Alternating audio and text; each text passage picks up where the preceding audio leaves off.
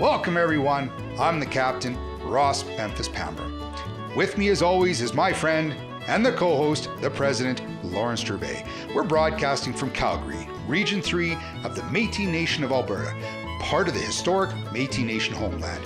We would also like to acknowledge these lands are the traditional territories of the Blackfoot Confederacy, Siksika, Kainai, Piikani, Tsuut'ina, and Stoney Nakoda, with whom we share this land on the basis of our historical and ongoing relationships. We would like to thank all of our First Nation friends, Métis settlements, and to all of our Métis brothers and sisters and families. We'd like to give thanks to our elders for their guidance and to Mother Earth for the time she allows us to be here and use and share her bounty. And now, folks, from the captain and the president, let's get the wheel squeaking.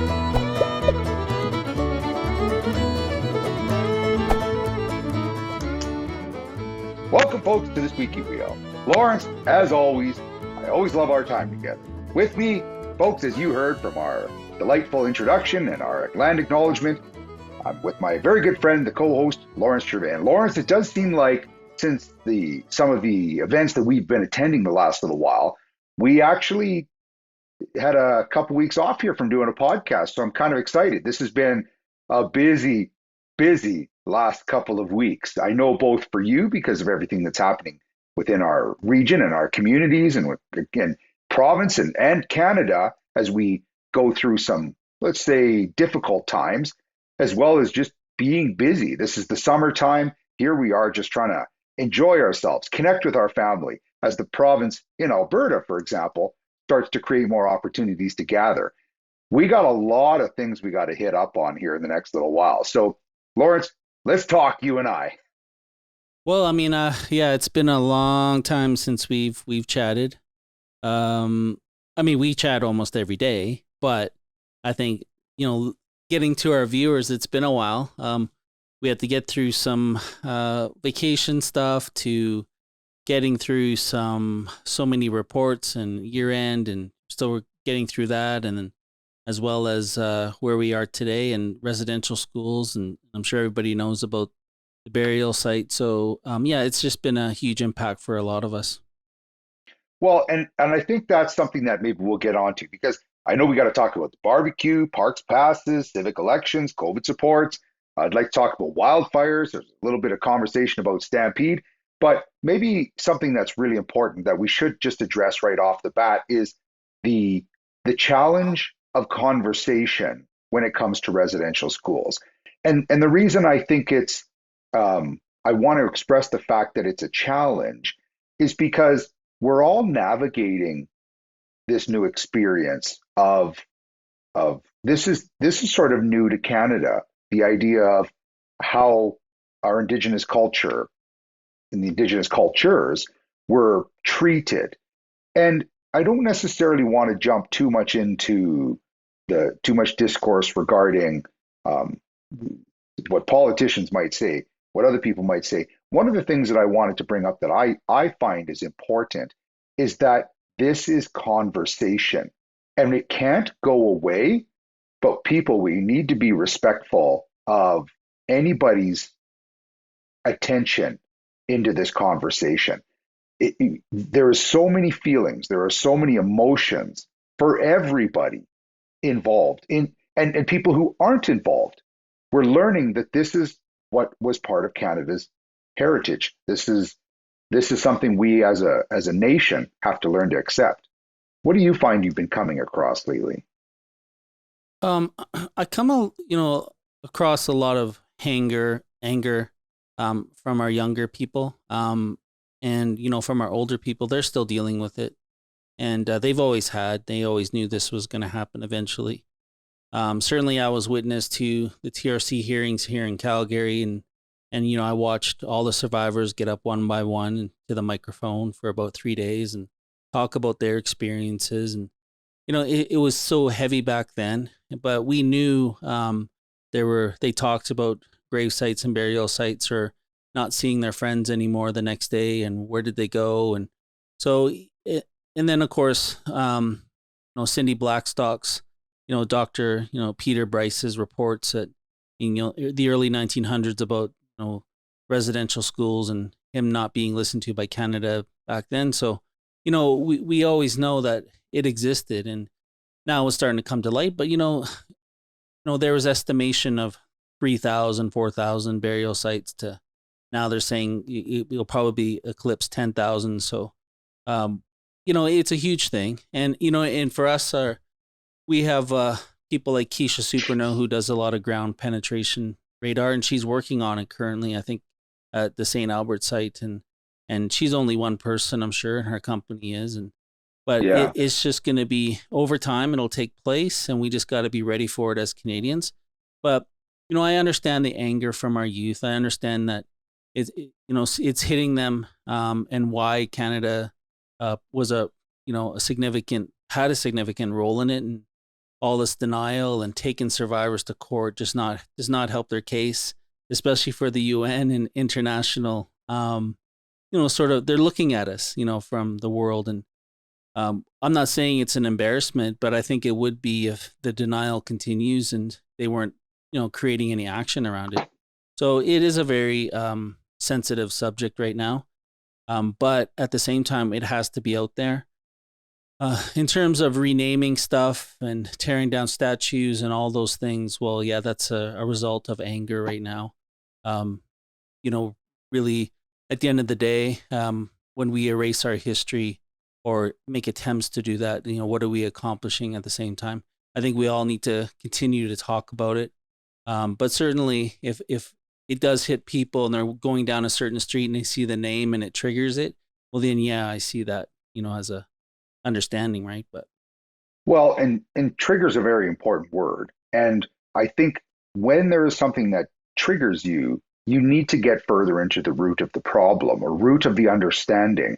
And I think one thing that I find is necessary is that by tearing a statue down, you remove the opportunity to have that as conversation. So where I do understand that what you're suggesting is the role of a trigger, I also think that we need to allow ourselves to feel those emotions, but then we need to identify that, say an individual, Johnny McDonald, here are accomplishments at a different time in history, but here are some of the challenges that this individual was, led into, or that the decisions that they made that we now know were not proper. They weren't, whoever was sharing that conversation wasn't the advice wasn't proper.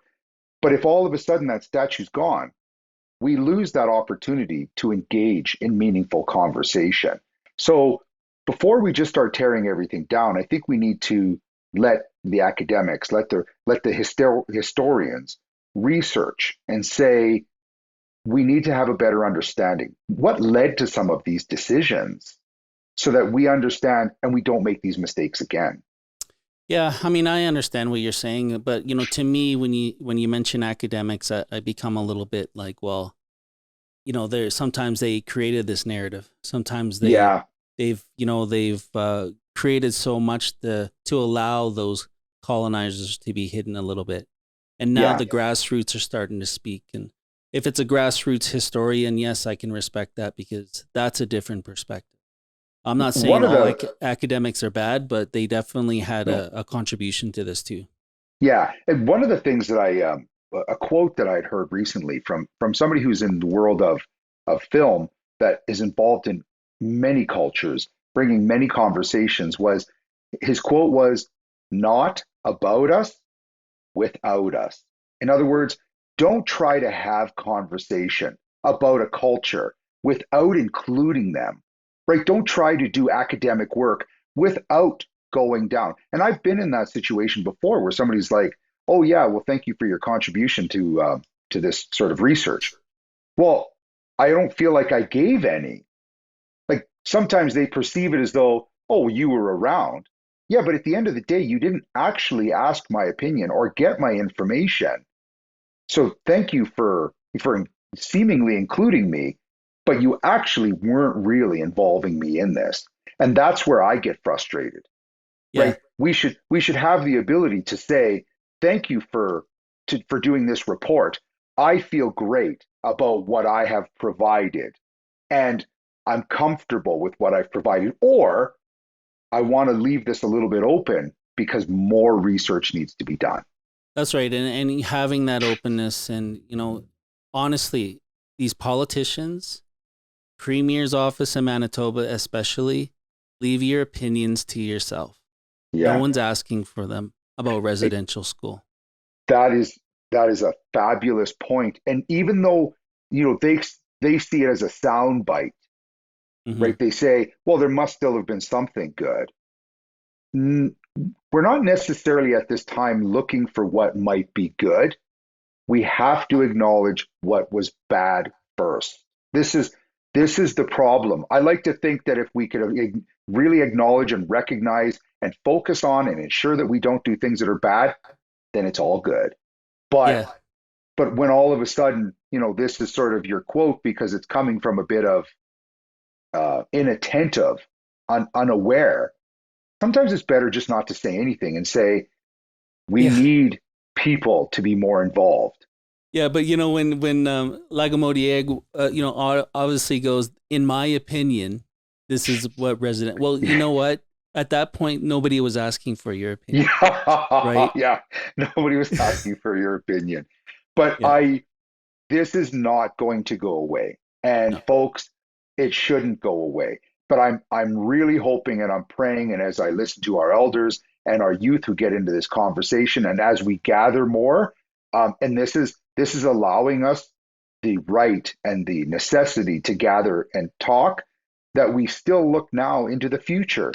What's happening with our youth when it comes to education? How are we creating awareness about our youth so that this doesn't unfold again? And not just for the Métis culture, right? All Indigenous culture, all immigrant culture, all Canadians, all are people who are disenfranchised, or whether it's that we have our homeless population and families associated, low income families. We need to ensure that this doesn't happen to anybody, that we are looking in ways to better the education and respect for family. Yes, and that's the next big step. I think is curriculum. In school. When Alberta government kind of said, "Well, let's put that aside and let's just make our own curriculum." Well, after they already had input from Indigenous communities, I think that was a terrible idea. But Yeah, to say, well, we're not going to include the talk about residential schools. Well, that's the whole purpose of truth and reconciliation, so it doesn't happen yeah, again, right? yeah, If we continue to sweep it under the rug and try to remain hidden, it'll bleed through the cracks, and people will yeah. go, well, yeah, well, how come not everybody's knowing about residential schools? And they did a poll about that too. How much of people's understanding about it, and I think that's important. It has to go somewhere. So, you know, the children are taught. It's not us waving a finger at the government. It's just showing these Yeah, kids that this is what happened when policies are created, right? So yeah. then they're not created again like that. And folks, I'm the first to say thank you to our listeners, thank you to the people who send us emails and our subscribers. And um, I'm not an expert. I am learning just like everybody else along this journey. Yeah, I feel like I'm a little further ahead when it comes to a bit more of the connection or the awareness of how, our locals and our region and our conversation about constitution, but we're learning too. But here's a safe space that we want to be part of the conversation. So, Lawrence, let's jump on to some of the other things that have been happening here for the last little while, because I know we want to get to some of the stuff that's regional. But here we're in a bit of a smoky Alberta. We're a bit of a smoky western provinces, and worked our way through Stampede. And I think that I personally think that we were doing some good work to try and allow for a little bit of reintegration, consciousness about in order how to protect our youth and the people coming to enjoy the Stampede. There's always going to be controversy. Lord knows everybody's trying to find controversy when it comes to anything, but the smoke. And then at the same time, you had a fabulous musician, was definitely fabulous, barbecue for our citizens. And it was so well attended. Thank you for letting my band play. Folks, Memphis and the Grand, Grande. Find us on social media. But we had a chance to play, and it is so fun. I cannot believe how many people. I think there was something like 400 people who showed up. Wonderful, Lawrence. Thank you. Yeah, I think we had a close to about 500, as you know, as far as Isla had told me about the food that went out. So, yeah, there was quite a few people going in that in our parking lot and within our offices. But I mean, it's our first event in about a year and a half, so Yeah. we were expecting a large number to begin with, and you know, we had smoke from the barbecue as well as smoke in the air. So it was a very Yeah. smoky event. Yeah. But no, it was a lot of fun. You know, people found shade and then they came back, and yeah, it was pretty exciting stuff. And I Well, hope to see the next one. I think at the end of August we're doing a golf tournament. So. oh, fabulous. And the Denby girls were out and their family was out to play fiddles and guitar, and the music is so beautiful. And I think it was Johnny who was doing some of the jigging. Oh Um, yes, from Martha and Dale's group in Four he, Directions. Yeah. oh, fabulous. And there was that young little girl who was dancing. There was all sorts of people getting up to dance. We were bringing up other people who from the community said, I love playing guitar, and everybody who wanted a chance got a chance to get up there and play a song and sing for the community. Boy, there was a lot of smiles. There was a lot of happy families going away with their stomachs full of delicious burgers. So thank you to all those people. Um, Yeah. Peter who was putting together work, and Isla who was helping, and Richard, who was there barbecuing as well, and all the community members who were so supportive.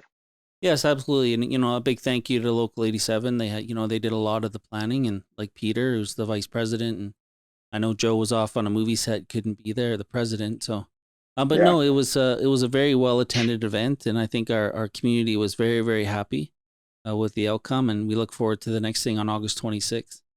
yeah. The Let's talk a little bit about the Parks Pass, because mine actually just Yes. showed up, Lawrence. There's a few Well, programs that that's are out great there right because I now. haven't got mine yet. And you figure I would get mine first, but no. Um, No, when you know, me and Marlene worked really hard at getting, you know, at least the ask prepared at Parks Canada to get the thing going, because when we knew consultation and engagement, and part of the engagement plan that we used with Parks Canada at that time, I think it was probably about 2016 or 2015, we kind of said, well, our community needs access to the park. Every time I go in there and I tell them I'm Métis, and they tell me, "Oh, well, you need a letter from your chief." You know, it was always just like, "Well, I don't have a chief, number one, and not prepared to bring you a letter." But at the same time, you know, when we sat with the superintendents over, Dave McDonough, and we just kind of said, "Well, let's get the ball rolling on the open doors program. I know you guys have it. Let's get everybody who's an M&A member access to the parks," and they give us access to the national parks and any national historic sites in Alberta, just with these passes. Yeah, They're fabulous. In fact, I should have brought mine down here to hold it up so everybody can see it. But in this way, I could prove to everybody that I got one before Lawrence, yeah, which is a pretty rare thing because you're generally the one who's telling me about all the programs that are coming. I think the province is doing a great job, but I know, thank goodness that I have you, because usually you're keeping me informed of a lot of the projects that are coming out there, yeah. such as actually, and I think you and I were talking about it a little earlier. There's a new one out, folks. Make sure you apply for harvesting.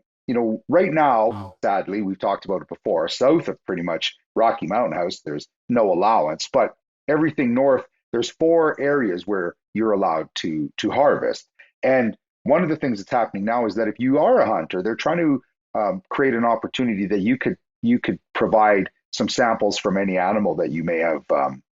uh, called or shot.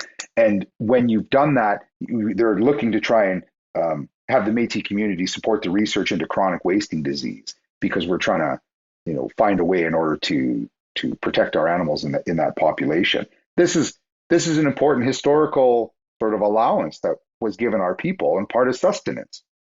Yeah.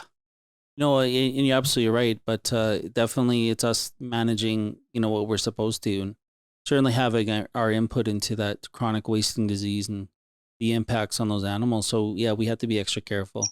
You know, but you know, us as members, I mean, I have my A, B, C, D, you know, too, and I do have to go up to Rocky Mountain House. It's the closest place that I can go, and you know, it's too bad, you know, we couldn't do it here in the south, but takes a little bit of travel. But I definitely am doing it with the kids and showing them what I need, what I know, and looking forward to learning myself on a few things. So Oh, and that's why, again, the General Assembly's coming up, and we're going to start seeing more connection. We are starting to see more people who are within our social networks, within our larger social networks, now that the province is allowing us to essentially start moving around unmasked. And there's a lot of people who are still trying to navigate it. There's a lot of times when I'm in a big crowd as I'm preparing because I've got a lot of, commitments when it comes to either music or to business meetings. You know what? I'm okay with wearing it just for that little bit of comfort and protection at this time. yeah, for sure. And I look forward to many days of fishing, and so it's predominantly what I do, and it's exciting for me. Oh, I look forward to it. I know the wildfires, everybody knows about it, as we commented a little earlier about the smoke. One of the things in the areas that I work with the Memphis group is environmental satellite monitoring, and we're trying to work on that. But some of the groups too in the world that I work with are in the mines. Lawrence, Mm. Grassy Mountain. What Yeah. does that mean? Well, I mean, they lost certainly a significant decision Yeah. to move ahead on their project. I know they're currently appealing it, of course, but this is with the federal minister. This is their rules, and we'll see what happens. In terms of the other mines, I'm sure they're watching this intently, and seeing this will probably affect them and how they go. But I'm sure they probably won't make a significant decision on either staying or leaving. I'm sure until the next election. So that's probably what they're waiting for. Yeah, you know what? That's a really good point. And let's talk a little bit about that because down here in the South, all of a sudden we're looking at a civic election. And all of these kind of relationships, well, actually, I guess that's a good question for you. Civic relationships like Calgary specific, what role would that play as a large municipality in the relationship of conversation? Or are they waiting more for what actually happens provincially? Are the minds waiting for what happens provincially Yeah. in order to step forward? Like municipal elections aren't going to have much, but I know we're facing one here. Yeah. Well, I think downtown Calgary specifically. I mean, you look at the economics here in Canada. They are a significant hub as well as Toronto, but Calgary specifically took quite a huge hit when the last couple elections happened. In the province, then jobs were being lost, and then Canada, jobs are being lost there. So there's been significant impacts in these elections. And Hmm. once they turn parties, might rule in their favor. Who knows? But at the end of the day, I'm sure they're looking for change or waiting for some type of change or hoping for a change. And if there isn't, well, then they just have to adapt to that. Yeah, and I know, you know, I've seen Kenny, during the Stampede time, there's politicians everywhere.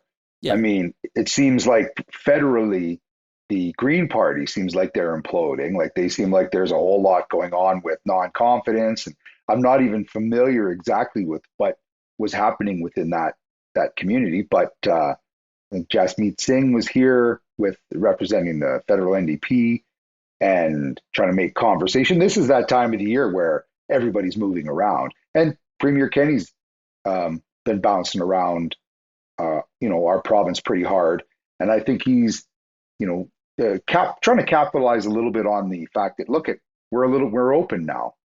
Well, I'm hoping we stay open. I'm hoping that we're getting through this. A lot of other communities are really struggling with um, around the world with still tackling COVID.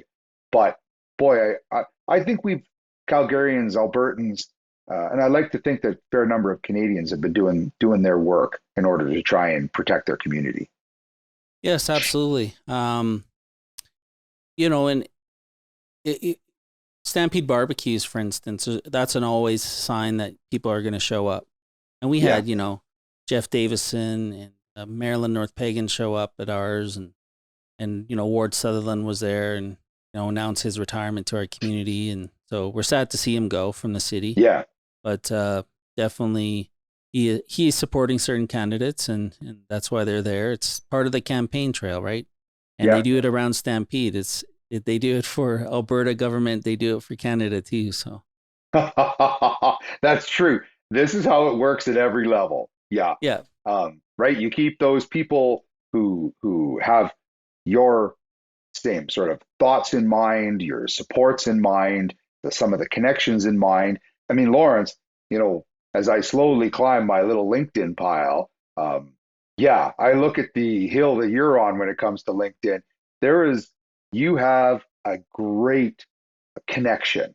Well, in a number of different medias, right? We have our Facebook, we have where you have your LinkedIn, you have your LinkedIn groups, we have the business clubs. There's a lot of action. You've supported a lot of action. I'm always looking for a way to try and knock you down a peg, but every now and then I got to say, Lawrence, thank you again for putting the barbecue on. Thank you again for, staying connected or creating the opportunity for business mixers, working with, the staff who's in the office who are ensuring that we're working with our youth, that we're working on new mental health initiatives, that we're supporting all of these different new programs, some that are maybe spearheaded or started from the province, some that are being started right from here from the region. And as you connect with our locals, these are the messages that I think we need to really share with all of our citizens. When you don't know, reach out to us, right? Absolutely. tswmetis3.org. Reach out to Lawrence. As I always say, he's always got an open door. But there's also your locals. And if you want a place to start right close to your community, reach out to your locals.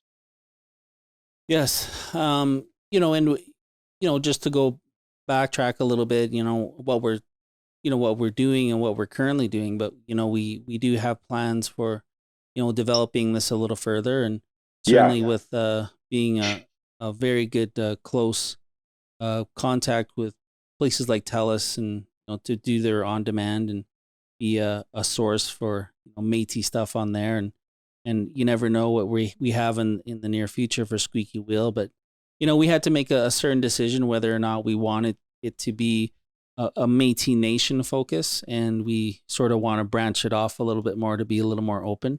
So that's in the plans too, and how we do this. But we definitely have a very good relationships with friendship centers, and covering their stories to looking at this a little more broadly. And Lawrence, you hit the nail on the head. Folks, there's all sorts of stuff that's happening on the Squeaky Wheel where we're trying to ensure that we get a larger audience, different audience. We love our listeners. We love those of you who watch our video podcast. Thank you for sharing. It seems like we're getting more connection within the community, like the schools, as people talk about those little Métis minutes that we were doing. Those are all fun. Lawrence, we're making some great headway for you and I being able to bring people into our conversations that have strong connection with the community, and I enjoy talking to them. So I've been having so much fun each time. Thanks again for us jumping together this week. Let's hopefully we can get through these smoky fires. Let's watch and talk a little bit more as the civic election continues to move forward. Let's start to see what happens provincially. Folks, make sure you reach out to all of those Métis members and all those families of yours that you may not have connected with for a little while and say, hey, there's something coming up. Let's talk about it, because this is what gives everybody mental strength. Lawrence, close us out. I've already told everybody how they can reach us. I know I thank you. I can't thank you enough, because thank you for bringing me into the conversation as well. I get a chance to learn and share and pick up your knowledge.